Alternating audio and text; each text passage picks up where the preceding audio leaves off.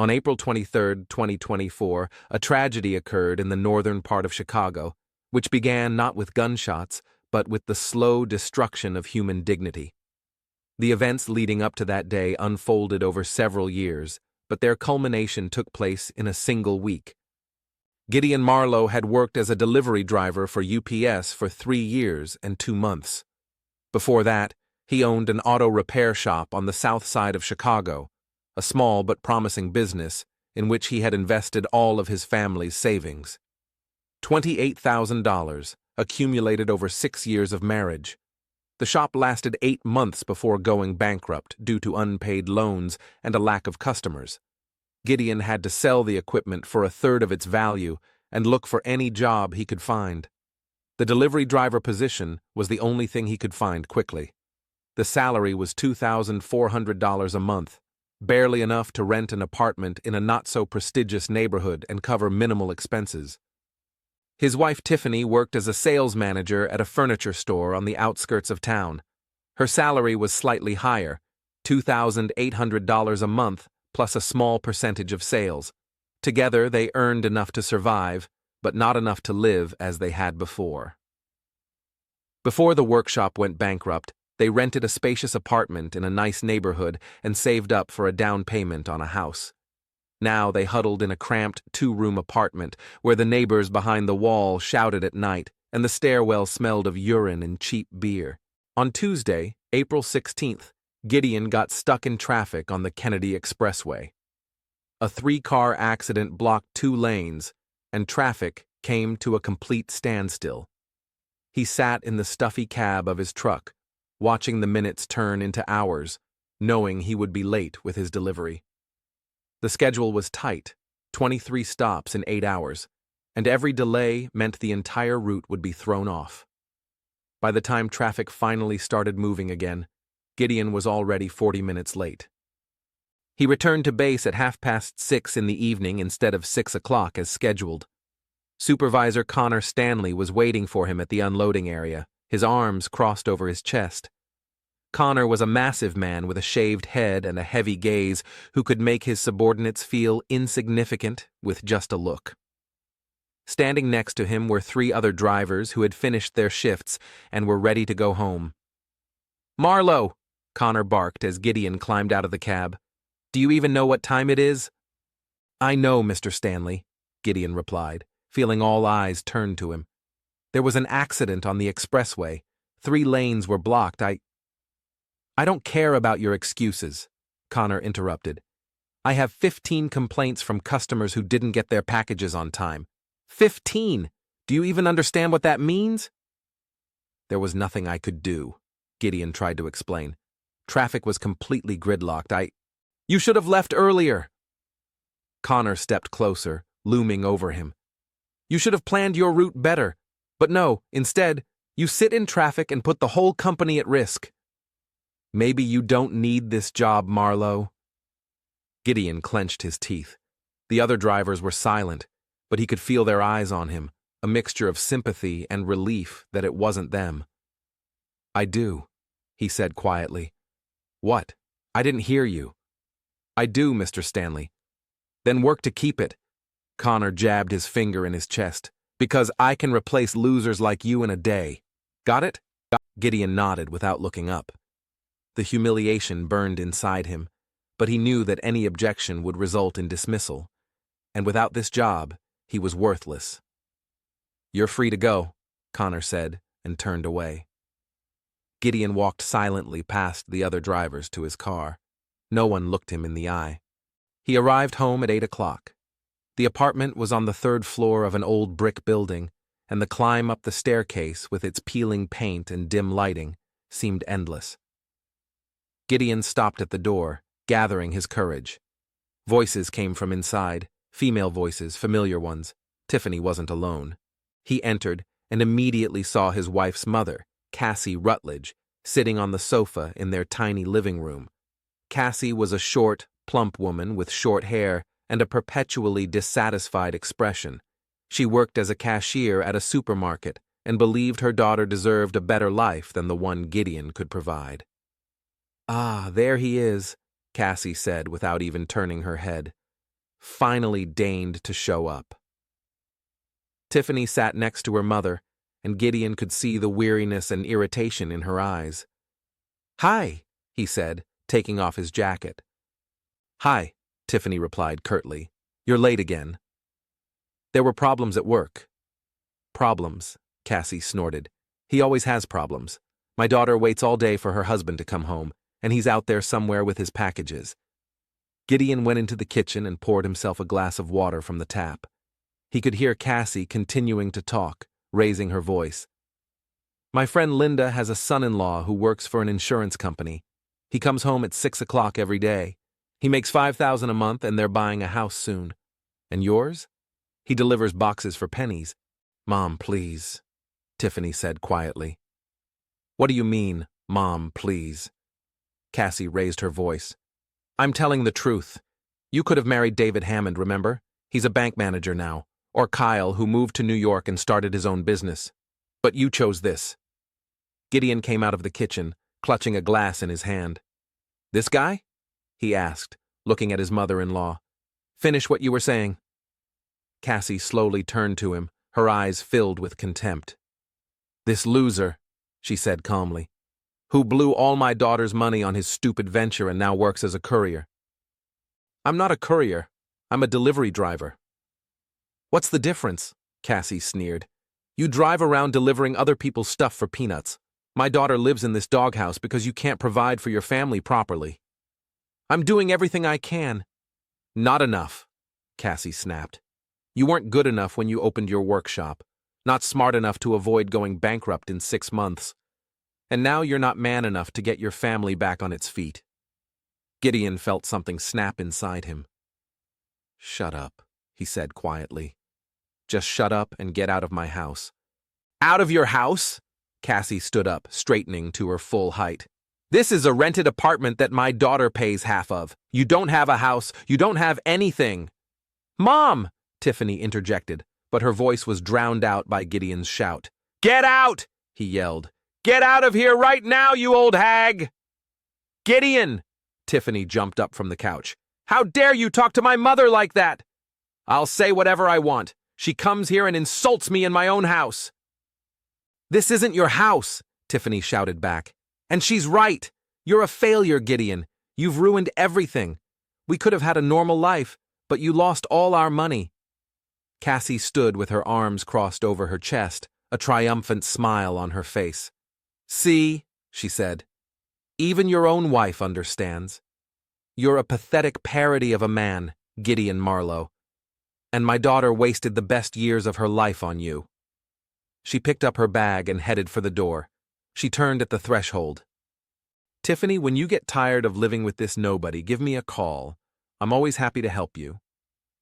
The door closed, and a heavy silence hung in the apartment. "You shouldn't have taken her side," Gideon said hollowly. "And you shouldn't have called my mother a hag." Tiffany turned to him, her eyes glistening with tears of rage. "She's my mother, Gideon, my mother. She insults me every time she comes here."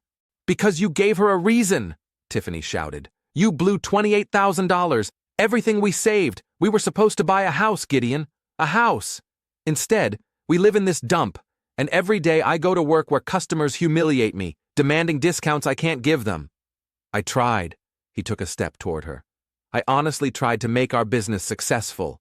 "You failed," she interrupted. "You failed completely, and now we're paying for your pride. You wanted to be a big boss, a workshop owner, and now you're delivering packages." "I'll find another job." He felt his voice breaking. "I'll find something better. When, Gideon? When? It's been 3 years. 3 years you've been promising that everything will work out, but nothing changes. We're deeper in debt. We can't even afford a vacation." She covered her face with her hands, her shoulders shaking. "I'm tired," she said quietly. "I'm so tired of all this." Gideon wanted to go to her, to hold her, but something held him back. There was a chasm in the air that he didn't know how to bridge. "I need to be alone," Tiffany said without looking up. "Please leave." Gideon turned silently and left the apartment. He went down to the first floor, where an old garage was located in the corner of the courtyard, which they rented along with the apartment for an extra $50 a month. Inside, it smelled of motor oil and dampness. The single light bulb on the ceiling cast a dim yellow glow. He sat down on an old wooden box against the wall and dropped his head into his hands. His body shook with sobs he could no longer hold back. Tears flowed through his fingers, dripping onto the concrete floor. Somewhere behind the wall, he could hear a dog barking and the muffled voices of neighbors, but Gideon paid no attention. He cried from humiliation, from powerlessness, from the realization that his life had turned into an endless series of defeats. He cried because his wife looked at him with contempt, because his boss humiliated him in front of his colleagues, because even his mother-in-law considered him a nobody. And worst of all, he was beginning to believe that they were right. Gideon sat in the garage until late at night, until his tears dried up, and only emptiness remained inside. When he finally returned to the apartment, it was well past midnight. Tiffany was asleep in the bedroom, the door closed. He lay down on the sofa, fully clothed, and stared at the dark ceiling, where a yellow stain from a leak from the floor above was spreading in the corner. Sleep did not come for a long time. After that night, the relationship between Gideon and Tiffany became even colder. They hardly spoke, exchanging only the necessary phrases about everyday things. Tiffany left for work earlier and returned later, while Gideon tried to spend as much time as possible away from home. The apartment became a place where two people existed in parallel, avoiding any contact. On Friday, 2 days after the scandal with his mother-in-law, Gideon finished work at the usual time and went not home, but to the Old Joe's bar on the west side. It was a small establishment with worn leather couches, dim lighting, and the smell of beer that had permeated the walls over decades. He and Chester Vincent had often met here since their school days. Chester was already sitting at the bar when Gideon entered. He worked as a mechanic at a car repair shop on the south side and always finished his shift at 6. Chester was a big man with broad shoulders and a crew cut, his hands stained with machine oil even after washing. He was the only person Gideon could talk to openly. "Hey, buddy," Chester waved at him. "Long time no see. How's life?" Gideon sat down next to him and ordered a beer from the bartender. "Shitty," he replied curtly. Chester looked at his friend intently. "Something happen?" Gideon picked up his glass, took a big gulp, and set it back on the bar. He was silent for a few seconds, searching for the right words. "We had another fight at home," he finally said, "with Tiffany and her mother." "Did Cassie come by again?" Chester grimaced. "That woman just can't leave you alone." "It's not just her," Gideon said, twirling the glass in his hands. "The thing is, Tiffany, she's changed, Chester. She's changed a lot." "How so?" "She's cold, distant.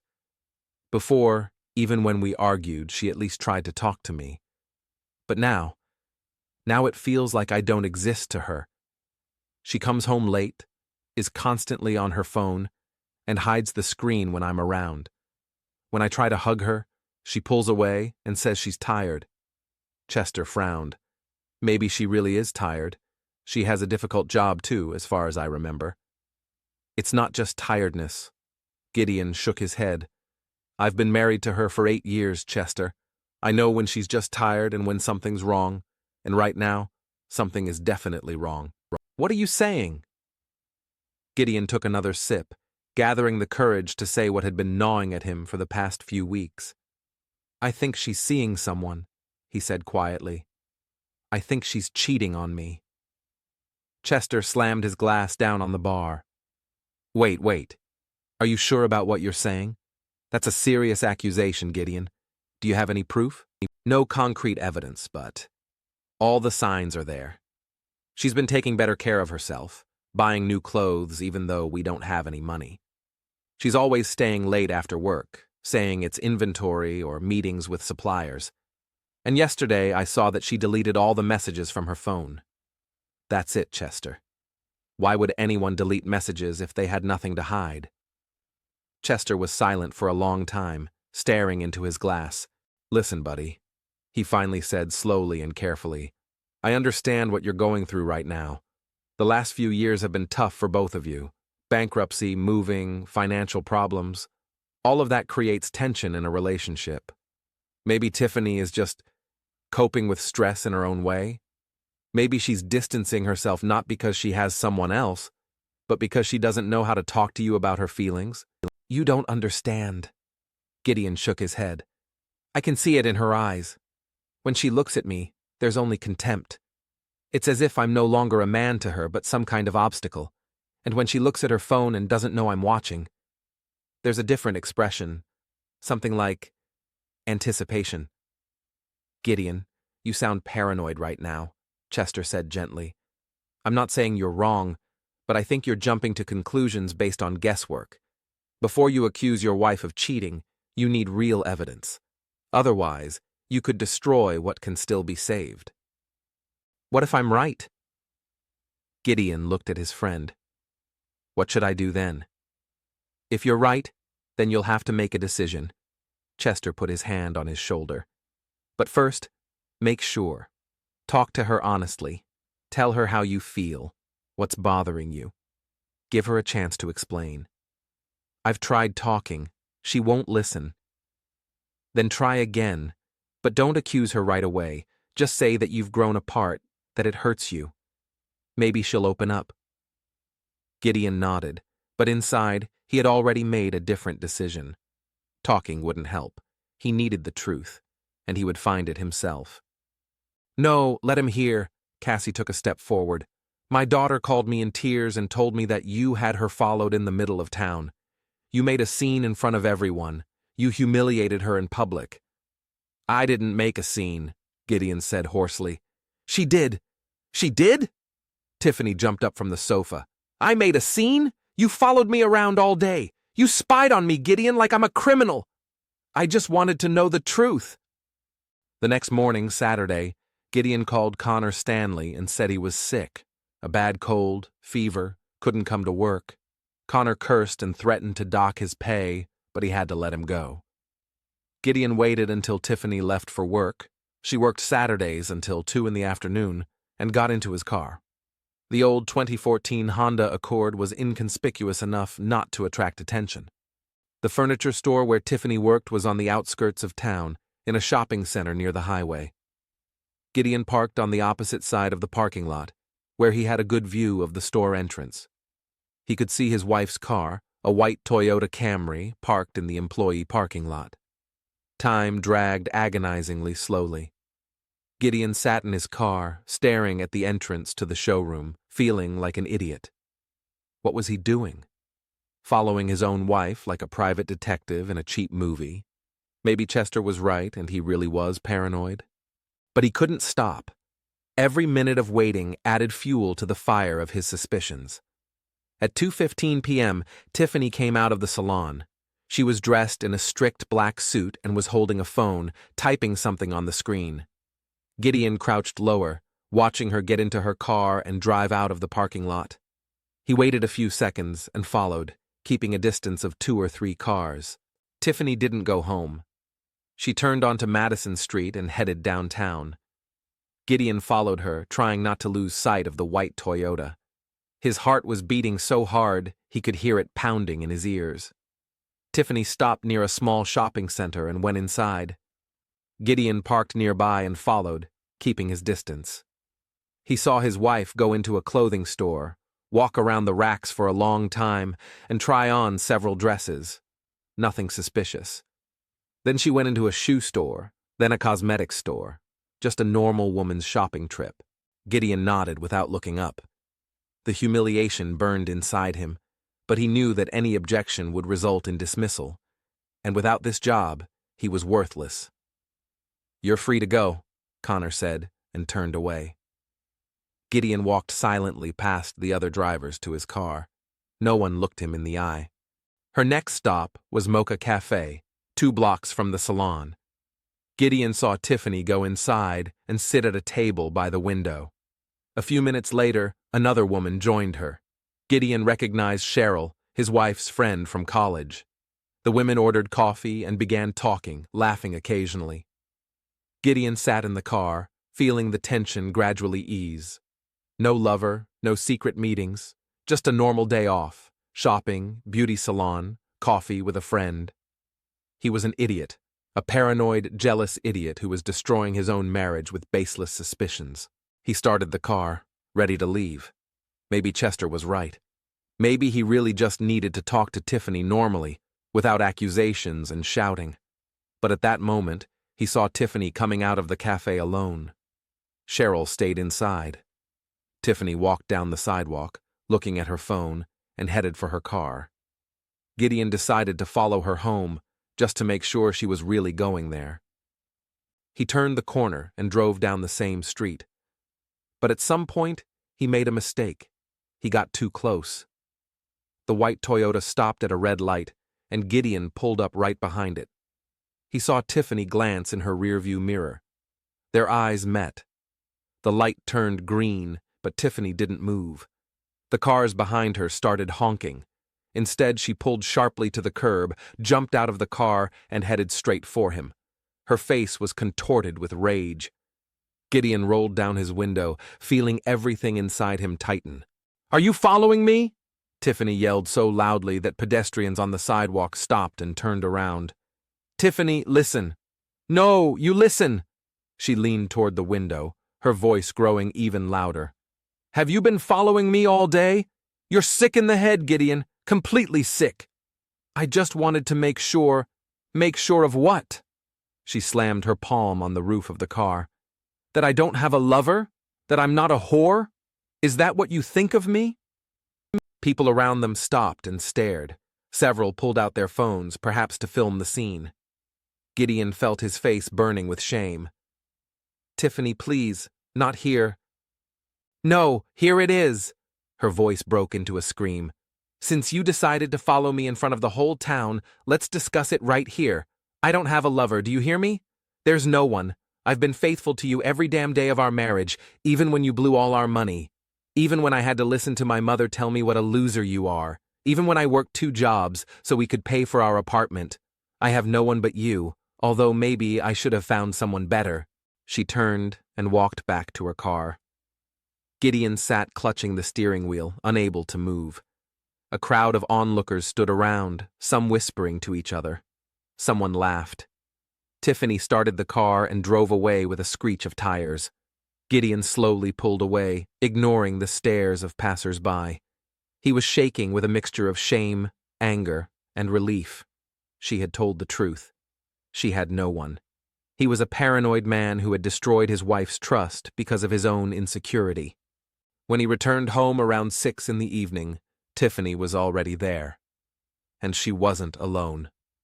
Cassie Rutledge's familiar shoes were standing by the door. Gideon closed his eyes, gathering his strength. Then he opened the door and went inside. "There he is." Cassie's voice was as cold as ice. "The stalker."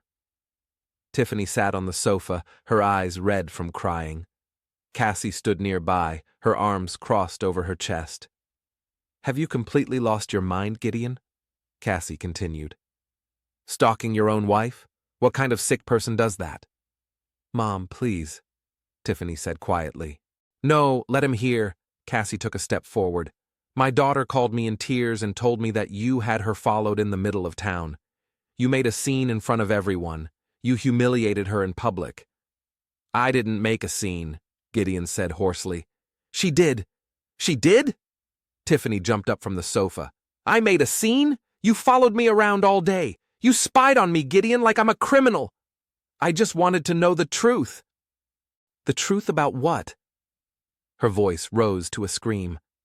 "I never gave you any reason to doubt my loyalty. Never. I was there for you all these years when you failed at everything you tried. When we had to move to this dump. When we didn't even have enough money for decent food. I worked. I endured. I believed you could fix everything. And this is what I get in return? Surveillance? Distrust? You've changed." Gideon felt the anger boiling up inside him again. "You've become cold, distant.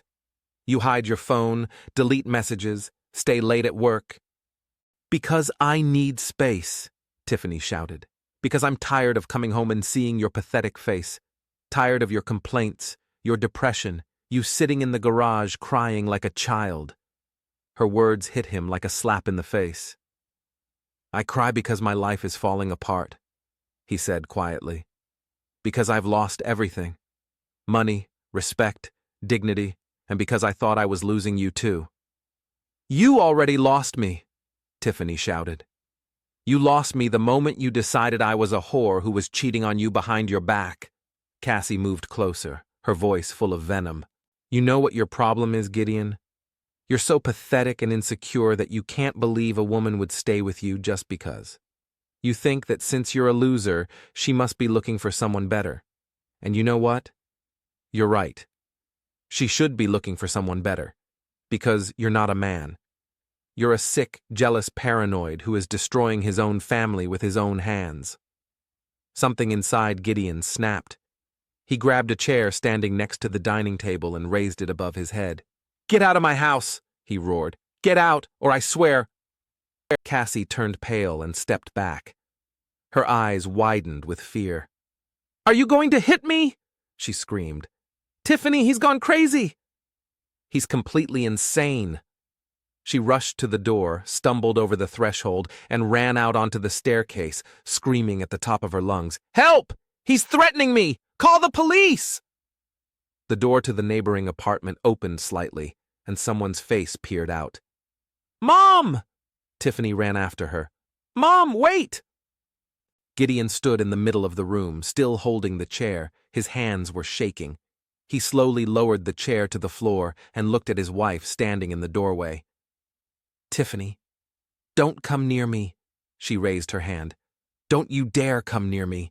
She grabbed a plate from the dining table and threw it at him. Gideon dodged, and the plate smashed against the wall behind him. Then a cup flew, then another plate. I hate you, Tiffany screamed through her tears. I hate what you're doing to me. She threw the last thing she could grab, a salt shaker, and ran out of the apartment, slamming the door so hard that the walls shook. Gideon was left alone among the broken pieces of crockery. He slowly sank to the floor, leaning his back against the wall. The stairwell gradually quietened down. Cassie and Tiffany had left. The neighbors hid in their apartments.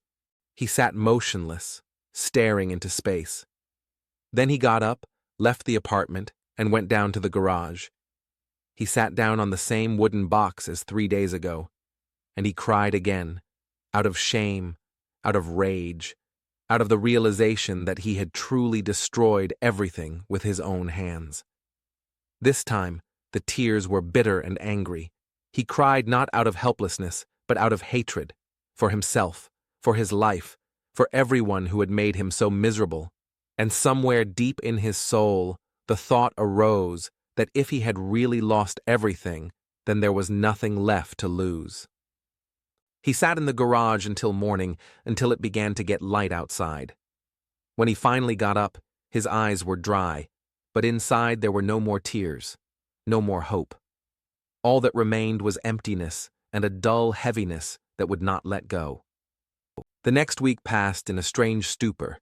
Gideon did not return to the apartment at night. He slept in the garage on an old mattress he had brought up from the basement. He only came home in the morning to shower and change before work. Tiffany usually left or pretended to be asleep at these times. They didn't talk, only occasionally exchanging short notes on the refrigerator about everyday things.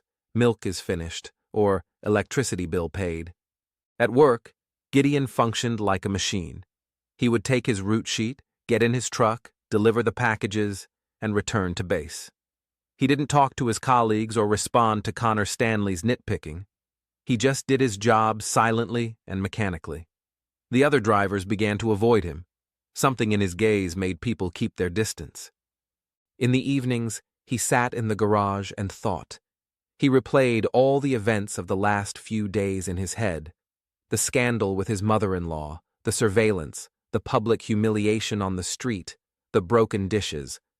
And gradually, he began to convince himself that he was wrong. Tiffany was shouting the truth. She had no one. He really was paranoid. A sickly, jealous man, as Cassie said. He destroyed his wife's trust because of his own insecurity and fear.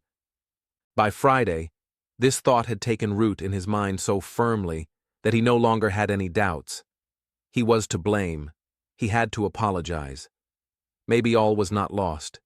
Maybe if he apologized properly, if he promised to change, they could start over. On Saturday morning, Gideon drove to the flower shop on State Street. He bought a bouquet of white roses, Tiffany's favorite flowers. 24 roses cost $45, money he couldn't afford to spend, but it was necessary. He held the bouquet in his hands, rehearsing his apology. He arrived home around noon. He climbed the stairs holding the flowers in front of him like a shield. He opened the door with his key and went inside. Tiffany was sitting on the sofa with a cup of coffee in her hands, looking out the window. When he entered, she turned her head and looked at him with a long, expressionless gaze. Then she looked at the flowers. "These are for you," Gideon said, holding out the bouquet. I needed to bring them to you." Tiffany slowly set her cup on the table and took the flowers. She sniffed them, but her face showed no emotion. "Thank you," she said dryly. Gideon sat down on the edge of the sofa, not too close, but so she could see him. "Tiffany, I want to apologize," he began, and the words he had rehearsed began to come out. "For everything. For following you. For not trusting you. For the scene on the street. You were right. I was acting paranoid, like a sick man. I let my fears and insecurities destroy the trust we had between us. And I'm very sorry." She was silent, looking at the flowers in her hands. "I know the last few years have been hard," he continued.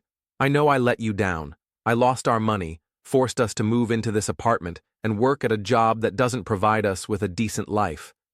And I understand why you've distanced yourself. I would have distanced myself too if I were in your shoes." "Gideon." "No, let me finish, please." He looked her in the eyes. "I want to fix everything. I'll find an extra job. Maybe in the evenings or on weekends. I'll work 2 jobs if I have to. We'll start saving money again. We'll move into a normal apartment. Maybe in a couple of years we'll be able to save up for a down payment on a house.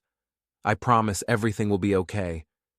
We'll be happy again, like we used to be." Tiffany was silent for a long time. Then she nodded once, slowly. "Okay," she said quietly. "Okay, Gideon." It wasn't forgiveness. It wasn't reconciliation. But it was something. A small crack in the wall of ice between them. That night, they slept in the same bed for the first time in a week. Tiffany lay on her side, turned away from him, but the fact that she allowed him to be near her felt like a victory. Gideon lay there, staring into the darkness, and for the first time in a long time, he felt something like hope. The next morning, Sunday, he woke up early and lighthearted. Tiffany was still asleep. He got dressed quietly so as not to wake her and left for work. Sundays weren't usually the busiest days, but he still had about 15 packages to deliver around town. Gideon got into his truck and picked up his route sheet. He looked over the addresses. Most were in the northern part of town, with a few in the center. He started the engine and drove out of the yard. The day was cloudy, the sky covered with gray clouds, but Gideon didn't mind. He felt better than he had in weeks. Maybe things would really work out. Maybe yesterday's conversation was the beginning of something new. He delivered the packages methodically, one after another. He drove up to a house, found the right apartment or office, left the box, got a signature, and drove on. By lunchtime, he had only 3 addresses left. One of them was on Ashland Avenue, not far from the home of his best friend, Chester Vincent. Gideon didn't even think about it until he turned onto the familiar street. Chester's house was at the end of the block, a small 1-story house with peeling blue paint and a narrow garage on the side. Gideon had driven past it hundreds of times. He was about to drive past it as usual, but something made him glance toward the house. And then he saw the car. A white Toyota Camry, parked at the curb in front of Chester's house. Gideon slammed on the brakes. The truck jerked and stopped in the middle of the street. His heart was beating so hard he could feel it pulsing in his temples. It couldn't be her car. It couldn't be. There were thousands of white Camrys in Chicago. It was just a coincidence. But the license plate. He had seen the license plate. Tiffany's car. Time seemed to slow down. Gideon sat clutching the steering wheel, staring at the white car in front of his best friend's house. Thoughts raced through his mind, each one faster than the last. Maybe she just stopped by to ask something. Maybe Chester was having some kind of problem and she was helping him. Maybe it wasn't even her car, just a very similar one. But he knew. Deep down, in the place where he had been hiding his suspicions for the past week, he knew. Gideon parked his truck across the street and got out. His feet carried him to the house automatically, as if he were watching himself from the outside. He walked up to the car and looked inside. Tiffany's bag was lying on the front seat, the recognizable black bag with the gold clasp that he had given her for her birthday 2 years ago. He slowly turned toward the house. The front door was slightly ajar. Chester never locked it during the day, saying that everyone in the neighborhood knew each other. Gideon pushed the door. It opened silently. It was quiet inside. Too quiet. He entered the small entryway, then the living room. Empty. 2 cups of coffee, still warm, stood on the kitchen table. He looked at the staircase leading upstairs. Somewhere up there, on the 2nd floor, was Chester's bedroom. Gideon began to climb. Each step creaked under his weight. His ears were ringing. He was breathing fast and shallowly, as if he were facing not a single flight of stairs, but an endless climb up a mountain. There was only one door on the 2nd floor, the bedroom door. It was slightly ajar. Sounds came from inside, muffled voices, laughter. Gideon pushed the door open. Time stood still. Tiffany and Chester were lying on the bed among the crumpled sheets, half-dressed in each other's arms. They didn't notice him right away. They were too absorbed in conversation. Chester was saying something. Tiffany was laughing. Her hand was on his chest. Then Chester looked up and saw Gideon in the doorway. His face turned white. "Damn," he gasped. "Gideon, Tiffany spun around. Her eyes widened, but there was no fear in them. There was something else, something like relief. Gideon stood motionless. His head was filled with white noise. He couldn't think, couldn't speak. He could only stare at the scene before him, the destruction of his last hope. "Listen, buddy." Chester slid off the bed, pulling on his jeans. "It's not what you think. Well, I mean, it is, but it just happened, you know? We didn't plan it. It just happened." Gideon was silent. "We didn't mean to hurt you," Chester continued, taking a step forward. "I swear, we tried to stop, but we developed feelings. Real feelings, Gideon. I know it sounds shitty, but—" "Shut up, Chester," Tiffany said suddenly. She got out of bed, wrapping a sheet around herself. There was no remorse on her face, only exhaustion. "Don't lie to him," she said, looking at Gideon. "He already knows. And you know what, Gideon? Maybe it's for the best. Maybe now we can finally end this charade we call a marriage." "Tiffany," Chester tried to intervene. "No," she raised her hand. "Let him hear the truth. You wanted to know the truth, Gideon? Here it is. Yes, I'm having an affair with Chester for 3 months now, and they've been the best 3 months I've had in years, because he's not a pathetic loser. He doesn't cry in his garage. He doesn't blame the world for his failures. He just lives. And with him, I feel alive." She smiled. "You know what's funny? You were right all along. Your paranoia was justified. But you were so pathetic that even when you were watching me, you still didn't notice anything. I was seeing Chester right under your nose, and you—" She laughed. "You bought me flowers and apologized." The words hit him like physical blows. Gideon felt something inside him break completely and irrevocably. He turned and left the room silently. He went downstairs. He left the house. His legs carried him to his truck. He opened the glove compartment and took out a gun, an old Glock Model 19 that he had bought a year ago for protection during night deliveries in dangerous areas. He checked the magazine. It was full. He turned around and walked back into the house. He climbed the stairs. He went into the bedroom. Chester and Tiffany were still there, discussing something in hushed voices. When Gideon appeared in the doorway with the gun in his hand, they fell silent. "Gideon," Chester raised his hands. "Don't. Please don't. We can talk this out. Let's just talk."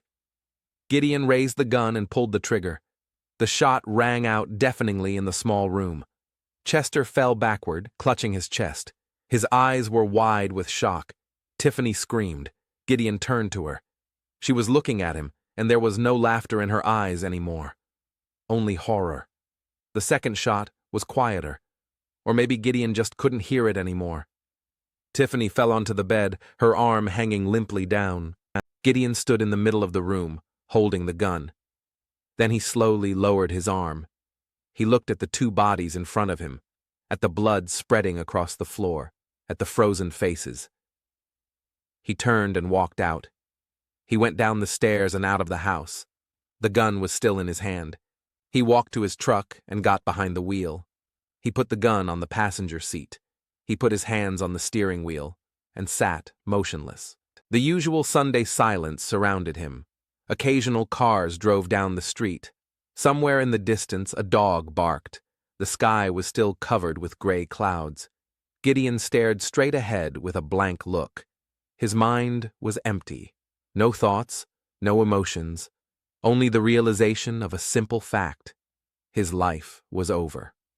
Everything that had been before that moment ceased to exist. Only this moment remained, this truck, these hands on the steering wheel. Sirens could be heard in the distance. First one, then another. They were getting closer.